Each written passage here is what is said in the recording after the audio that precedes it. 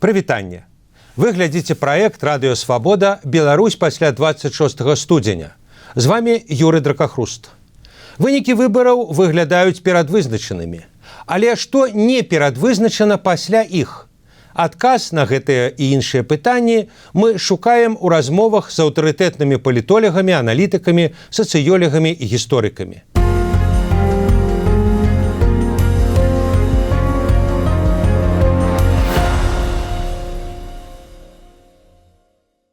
Сёння наш гость, доктор сацыялогіі, прафесор Андрей Вардамаскі. Андрей, добрый дзень. Добрый дзень, рады бачыць. Андрей, як я уже сказаў, ёсць шмат падставаў меркаваць, што пераможца на выбарах 25-го году ўжо вядомы.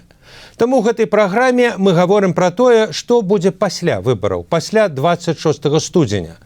І гэта размова не толькі пра палітыку, але і пра пытанне «Хто мы?», што значыць быць беларусам. Недавно вы абнародавалі дадзенае маштабнага даследавання аб нацыянальнай ідэнтычнасці. І вось адна з тэзаў даследавання – падспуднае павелічэнне абшару беларускай мовы. Што это значыць? Наколькі пашырыўся гэты абшар?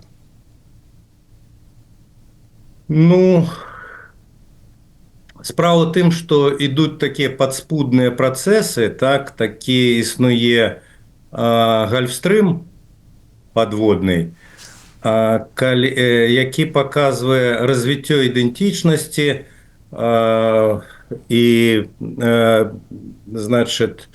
распаўсюджанне беларускай мовы і гэтак далей. То есть ідуць афіцыйныя працэсы і падспудныя гальфстрымскага тыпу працэсы, ідучыя ў іншым накірунку, і гэта паказваюць эмпірычныя даныя. То есть ідуць працэсы павелічэння ўжывання беларускай мовы паміж сабой, ідуць працэсы такія новыя, якіх раней не было, ідэнтыфікацыі, ідуць працэсы такога навыка жыцця в шматарыентаванай прасторы, медыйны і гэтак далей. Андрей, але размова ідзе, трэба ўдакладніць, пра беларусаў у Беларусі. Вы ж іх вывучаеце. Так, менавіта аб гэтым я гавару. Беларусаў унутры Беларусі. Андрей, яшчэ цікавая асаблівасць вашых апошніх даследаванняў, не апошніх, даволі шматгадовых, это дынаміка адказаў на пытанне, што звязвае вас з людзьмі вашай сваёй нацыянальнасці. Варыянт адказу менталітэт, рысы характараў раней былі на нейкіх далёкіх месцах, 10-е, 11-е, а сёлета падскочыла на другое месца. Што это азначае? Пра што сведчыць гэтая вельмі рэзкая змена?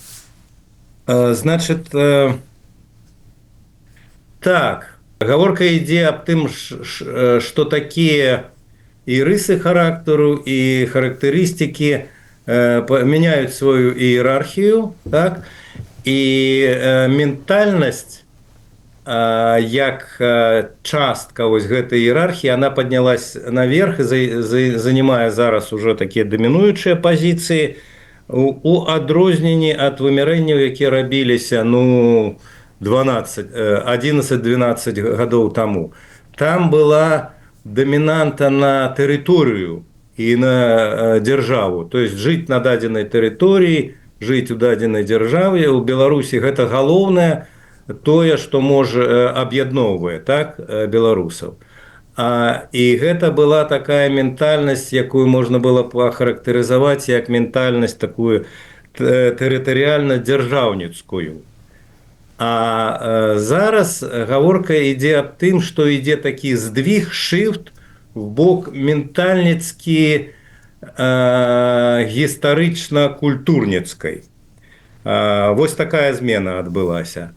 Калі гаварыць аб рысах, менавіта, як у вас гучала пытанне, аб рысах характару, то всплываюць такія рысы, як міралюбства, і можна казаць аб тым, што гэта такая дамінуючая рыса.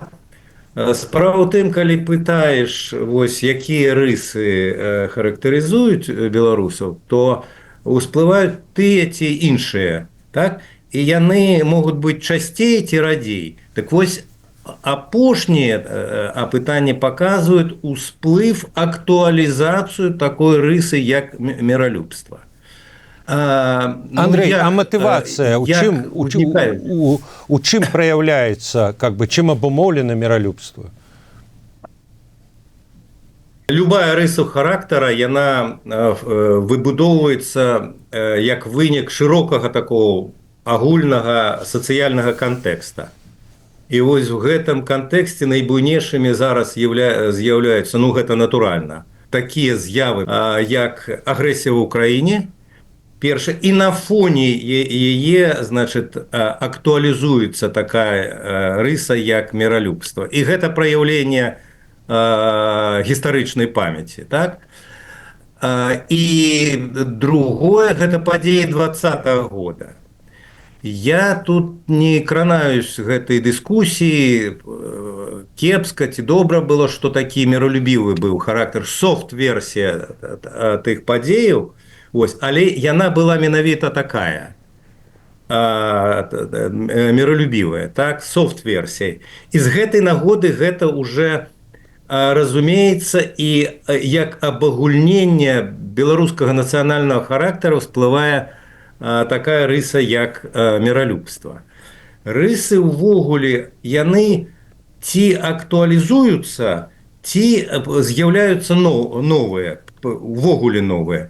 Так вось, міралюбства было заўсёды, так, гэта гістарычная памяць, але актуалізацыя, зараз адбываецца актуалізацыя яе і пад'ём на топавыя ўзроўні ўсей іерархіі рысаў, якія характарызуюць беларускі нацыянальны характар. Андрей, вот мы на пачатку прыгадалі вот эту вашу тэзу пра пашырэнне абшару беларускай мовы, але вот в гэтым пытанні вашым, што такое быць беларусам, як вы, як бы, што звязвае вас з людзьмі сваёй нацыянальнасці, беларуская мова ва ўсіх вашых апытаннях была не на высокім месцы. Там, здаецца, 13, 10, 11, ну вот где-то так. Пачатку трэці ўсей іерархіі. Да. А вот цікава, а в іншых краінах можна параўнаць, скажем, Польша, Літва, Украіна, што такое, што звязвае палякаў з палякамі, украінцаў з украінцамі, літоўцаў з літоўцамі? Там мова важны ідэнтыфікатар у іх? Ну, ведаеце, няма такога агульнага кшталту, абсалютна аднолькавага дызайну нацыянальнай ідэнтычнасці ў розных краінах. Калі польскі прыклад браць вы закранулі, то там мова значна вышэй знаходзіцца, як рыса, якая характарызуе. І вось я памятаю, у 19-м году рабілася даследаванне агульнанацыянальнае, рэпрэзентатыўнае ў Польшы з 1000 рэспандэнтаў, і там было, насамрэч было такое пытанне, калі вы хацелі бы ахарактарызаваць там якуюсь асобу як паляка, то якія рысы былі б важныя, якія не важныя. Так вось там атрымалася такая лічба: 92% апытаных палякаў лічаць, што гэта мова.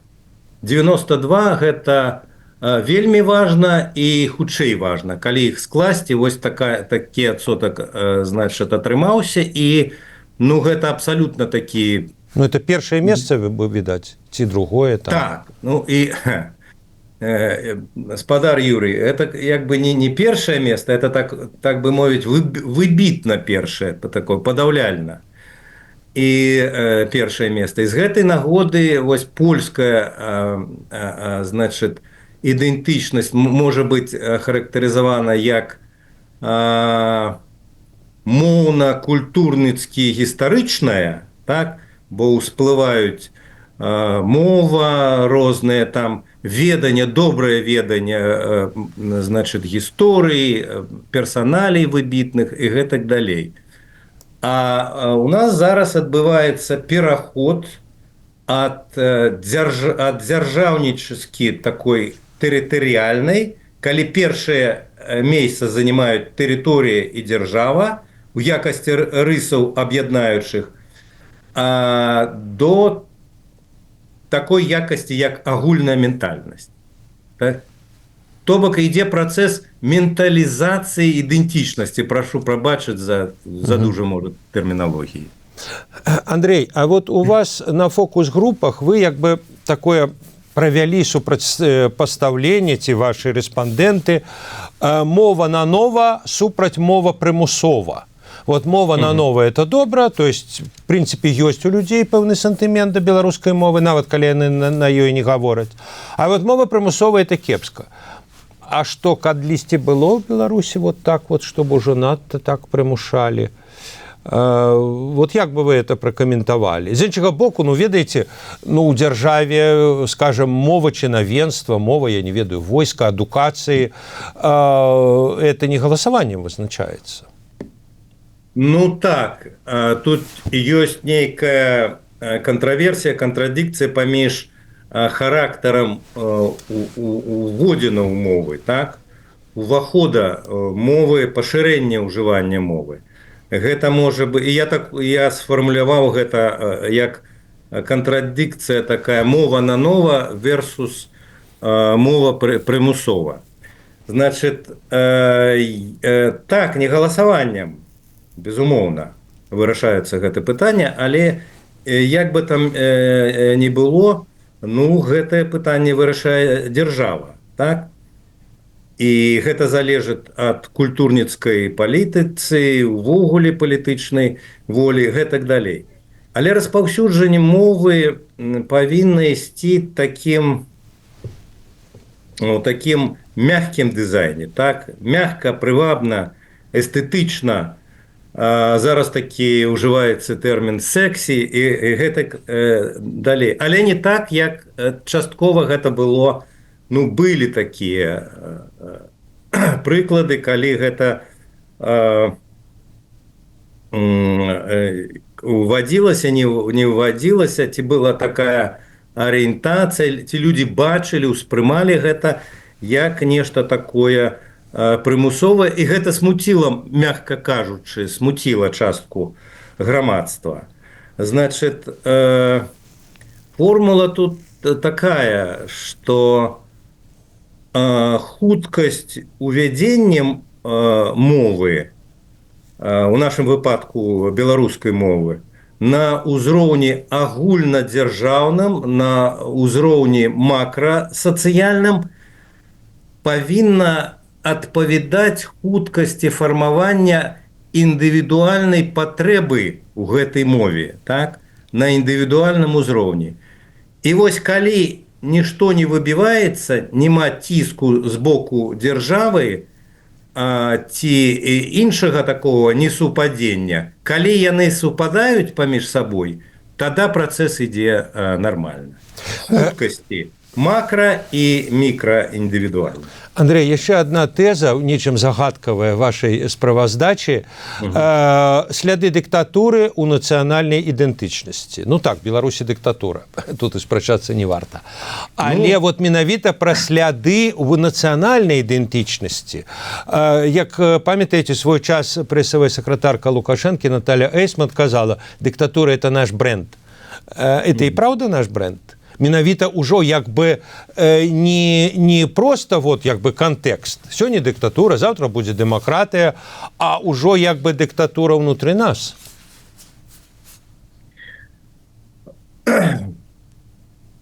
Вельмі шырокае пытанне, тут можна размаўляць 1,5 гадзіны. Я вам просто такі караценькі прыклад прыведу. Ён тычыцца свабоды, паняцця свабоды. Ну, ва ўсіх краінах, в падручніках паліталагічных свабода – гэта свабода там волеіз'яўлення, рэлігійныя свабоды, свабоднае галасаванне, гэтак далей. Всё гэта з падручнікаў мы ведаем, але вось такі прыклад дэфініцыі вызначэння свабоды значит, сустрэўся на працягу даследавання. Свабода – гэта магчымасць ідти по вуліцы з тэлефонам і не баяцца гэтага. Вось такое унікальнае беларускае вызначэнне свабоды. Гэта прыклад як адказ на ваше пытанне. Андрей, еще один сюжет, он больше на ваших фокус-группах, калі вы такие глыбінныя інтэрв'ю рабілі. Беларусь – гэта той, хто не з'ехаў. Вот наколькі распаўсюджанае гэта адчуванне і як можна разумець з гэтага, зрабіць імплікацыю. А той, хто з'ехаў, той, значыць, уже і не беларус, так? Увесь час, як мы гаворым сёння з вами, мы гаворым па выніках якаснага даследавання. Якасныя даследаванні не маюць мэты, атрымання колькасных паказчыкаў, адсоткаў і гэтак далей. Якаснае даследаванне арыентавана на то, каб зафіксаваць просто факт існавання. Вось яно есть, ці яго няма. Значит, так вось такі падыход, такі мірапогляд зафіксаваны. Гэта ёсць. А у якіх памерах гэта колькаснае даследаванне павінна быць зроблена. Яшчэ адна тэза вашага даследавання, это ізноў жа, відаць, якаснае, але тут можна казаць пра пэўную дынаміку. Гэта прызнанне абодвух сцягоў, і бел-чырвона-белага, і чырвона-зялёнага. У 20-м годзе было выразнае супрацьстаянне, прынамсі, пасля жніўня. Дарэчы, не было. Я памятаю, на мітынгах Ціханаўскай былі і тыя сцягі. І іх было мала, і тых, і тых.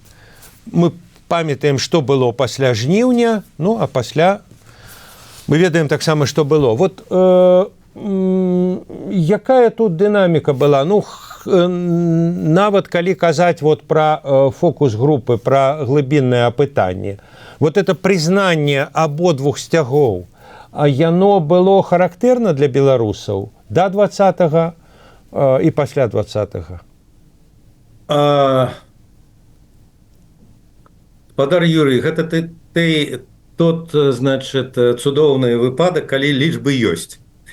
І, напрыклад, у 2012 году, было такое апытанне агульнанацыянальнае з 1000 рэспандэнтаў, і там было такое пытанне, які нацыянальны сімвал больш адпавядае вашаму мірапогляду, і была такая опцыя абодва ў роўнай ступені. Дык вось у 2012 году было 14,3%. Вось такая лічба. Як менавіта зараз, я не ведаю. Можна гаварыць аб тым, што такая дынаміка па логікі медыа уплыву на грамадзянства, такая, дынаміка ёсць. Але што тут важна і бачна гэта ў даследаваннях, што абодва колеры флагаў, калі людзі апісваюць, то они шчыра говорят і то, і тое, і тое. Вось гэта, так сказать, шчырасць стасунку да гэтага была зафіксавана. Андрей, а тут не ўплывае на это, просто элементарны страх зараз за сцяг, нават за сцяжочак, где-то при ператрусе знойдзены, могуць пасадзіць, реально? Безумоўна, мы абсалютна ясна гэта разумеем і рэфлексуем, што гэтыя рэчы працуюць у ходзе апытанняў сучасных. Это ёсць. Но факт наличия такой бісімвалічнай арыентацыі ёсць таксама. А ў 20-м годзе она была, ці там жорстка было разведзена? Вот это сцяг адных, а это сцяг других. вайна сцягоў. На агульнанацыянальным узроўні гэта не вельмі так было бачна. Гэта было бачна сярод тых, хто саміх пратэстоўцаў. Але ж калі гаворыцца пра тое, што і той флаг і іншы ўжываўся, гэта не так, што адзін чалавек нёс два гэтых сцягі. Гэта розныя людзі. Бывала і такое.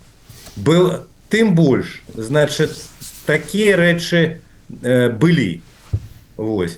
Там іншы больш цікавы працэс ішоў, там была такая істотная змена, такая досыць узрывная, такая вулканічная змена геапалітычных арыентацый. А вот якраз наконт геапалітычных арыентацый давайте паговорым. Это наўпрост, дарэчы, пра перспектыву пасля 26 студзеня.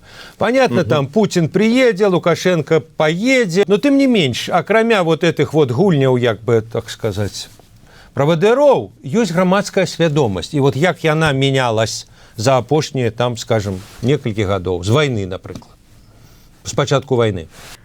Паспрабую адказаць, чаму змены геапалітычных арыентацый адбыліся.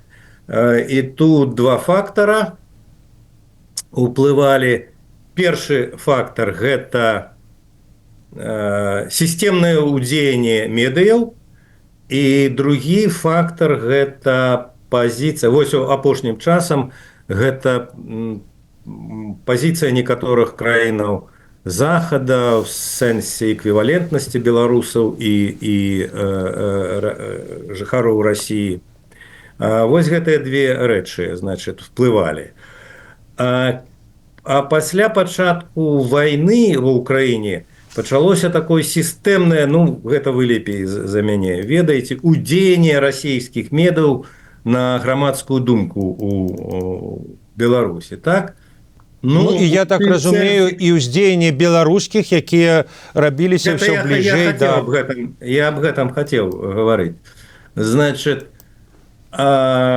з боку вось медыа, расійскіх дзяржаўных медыяў, гэта была такая інтэрпрэтацыя, такі наратыў, што гэта не ёсць нейкая там вайна, а такая вельмі абмежаваная, вельмі спецыяльная вайсковая аперацыя, якая арыентавана толькі на кепскіх хлопчыкаў з вуліцы Банкавай, а сама вайсковая праца, так, ідзе толькі і выключна па гэтых хлопчыках кепскіх. І яна робіцца такой высокатэхналагічнай, высокадакладнай зброяй, так? А украінскі народ увогуле не чапаецца, так? То есть гэта такая софт, белая і пушыстая вайнушка. Значит, і вось гэты наратыў супадаў з наратывам дзяржаўных беларускіх медыяў, і атрымаўся такі кумулятыўны эфект у тым сэнсе, што пайшла пазітыўная дынаміка стасунка да Расіі. Гэта в рамках там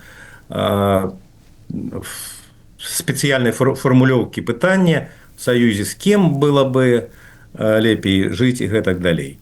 Значит, Андрей, а вот такое пытанне. Вот паводле апытанняў, паводле вот этого вашага пытання, большасць беларусаў, прынамсі, на пачатку 24 года была за саюз з Расіяй. Ці вынікае з гэтага, што большасць з іх і за расійскую вайну в Украіне, з Украінай? Калі не, то як это спалучаецца з перавагай, з геапалітычнай перавагай на карысць Расіі? То есть мы за саюз з Расіяй, але супраць расійскай вайны в Украіне, так? Спадар Юрий, давайте тады я скончу про динамику, а потом непосредственно на ваше пытанне. Добре. Значит, вось была на подставе гэтага сістэмнага ўздзеяння сродкаў масавай інфармацыі пайшла такая пазітыўная дынаміка у бок Расіі у рамах пытання, у якім саюзе было бы лепей. Значит, потым актуалізавалася беларуская гістарычная памяць і працэс супыніўся, такое плато было, але потым пачала працаваць такая прычына, як палітыка некаторых краінаў захада стасункаў да беларусах як эквівалентных жыхарам Расіі, палітыка эквівалентнасці, віза-бэн, і гэта далей. І зноў тады пайшоў пад'ём прарасійскіх арыентацыях, ну, у рамах гэтай формулёўкі вопроса. Значит, вось такая дынаміка. І тут яшчэ такі важны штрых, што гэта не то, што так вось узрост, ці тое, ці тое. Вось. А гэта стало такое агульнае пытанне. З таго боку кепска тое, а з таго боку кепскае гэтага. То есть не туды, не туды. То есть такое пытанне стало. Так? Значит, але гэта уже далейшая дынаміка, гэта уже отдельная спецыяльная гісторыя і отдельная размова можа быць. Значит, непасрэдна вашага пытання наконт ідэнтычнасці ўспрыяцця Расіі і вайны. Значит, гэта розныя рэчы. Гэта абсалютна розныя рэчы. Тое, што адбываецца зараз у Грузіі, у якасці адной з матывацый прорасійскіх арыентацый, якія там існуюць, але не ў тых памерах, як гэта афіцыйнымі уладамі абвешчана грузінскімі, там існуе такі наратыв, што калі вы не будзем з Расіі, или, можа, некаторы кавалак часу зараз, тактычна, а не стратэгічна, мы не побудем з Расіяй разам, то у вас будзе Марыуполь. Юрий, то есть стасунак стратэгічны гэта адно, а канкрэтна пытанне наступстваў, жудасных наступстваў вайны, якія могуць паўтарыцца, ці ў Грузіі там, ці на Беларусі. Я так разумею, то сэнс такі. Расія такая страшная, што мы павінны ее любіць. Ну,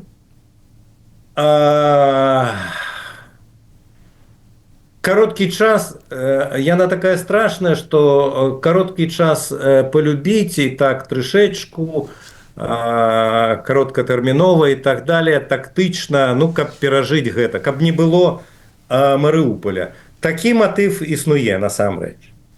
Добра.